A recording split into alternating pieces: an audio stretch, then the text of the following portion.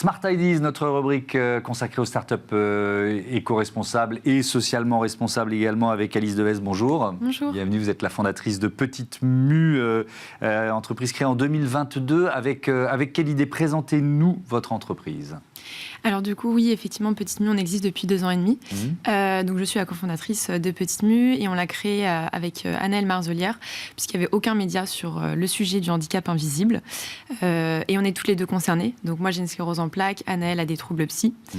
Et on s'est dit, ce serait sympa d'avoir un média avec des interviews, des podcasts où on donne la parole aux personnes directement concernées et aux proches aidants également.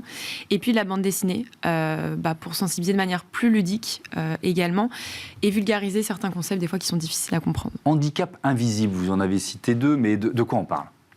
Alors, handicap invisible, on va parler de toutes les maladies chroniques, comme le cancer, l'endométriose, les maladies auto-immunes, avec le diabète de type 1, maladie de Crohn, etc. Les troubles psychologiques et psychiatriques, qui sont aujourd'hui les plus stigmatisés et les plus compliqués pour sensibiliser, notamment dans les entreprises, parce qu'on intervient beaucoup dans les entreprises.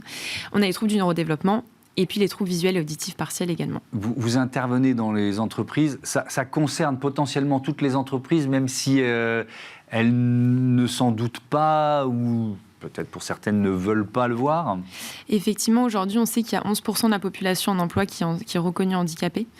Il y a moins de 3,5% des personnes qui sont déclarées en entreprise. Parce que quand on a un handicap invisible, c'est très facile de le cacher. Ça ne se voit pas. Et on le cache parce qu'il y a plusieurs freins qui sont légitimes aussi à pas forcément en parler. C'est quand même la première cause de discrimination aujourd'hui dans les entreprises. Sauf que si on n'en parle pas, on a une stratégie de surcompensation et ça finit jamais bien pour son maintien dans l'emploi ou même plus important pour sa santé. Donc l'objectif, c'est créer un climat de confiance dans les entreprises pour que les personnes se sentent à l'aise d'en parler. Que peuvent-elles faire? Vous intervenez en entreprise, c'est quoi? C'est de la sensibilisation? Ce que vous faites, quels conseils vous donnez à un chef d'entreprise, à un ou une DRH pour finalement commencer à s'intéresser, puis surtout à agir sur cette question? C'est une bonne question parce que chacun a pas mal d'idées là-dessus, mais je pense qu'il faut vraiment parler du handicap très simplement. Éviter d'avoir toujours des mots compliqués, de faire toujours attention. On ne communique pas non plus qu'une fois dans l'année, c'est des actions à faire tous les mois. C'est aussi sensibiliser tout le monde, parce qu'il suffit d'un manager, une manageuse ou un de ses collègues qui nous fait une réflexion type « Ah bah t'as de la chance, tu as du télétravail, ah bah tu peux partir plus tôt » pour bloquer la personne. Donc c'est un effort commun. Et puis mettre du budget aussi dessus, parce qu'aujourd'hui on n'a pas forcément beaucoup dans les entreprises, mais ça c'est important de prendre du temps et mettre de l'argent pour sensibiliser. Je vous avais reçu au printemps dernier et on s'était placé dans la perspective des Jeux Olympiques et Paralympiques. Quel bilan vous en faites? Il y a eu pour les Jeux Paralympiques un moment d'enthousiasme public qui était aussi fort que celui des Jeux Olympiques. Quel bilan vous en faites, vous? Alors, le bilan qu'on voit, déjà j'ai trouvé que les Jeux Paralympiques, je les ai trouvés très bien. On en a beaucoup parlé. On a fait en sorte qu'il y ait beaucoup d'accessibilité aussi. Moi, j'ai eu des retours de personnes avec un handicap invisible ou fauteuil roulant qui ont dit que c'était plutôt bien accessible. On n'a pas trop entendu parler d'handicap invisible. Ça, c'est vrai. Pendant la cérémonie d'ouverture, juste une petite phrase en disant 80% de handicaps sont invisibles. Juste dans ce discours, je pense que ça aurait pu avoir un vrai impact. On n'en a pas trop parlé. Par contre, j'ai regardé dans les diffusions des sports, on en parlait quand même sur les plateaux. Donc, il y a eu cet effort-là.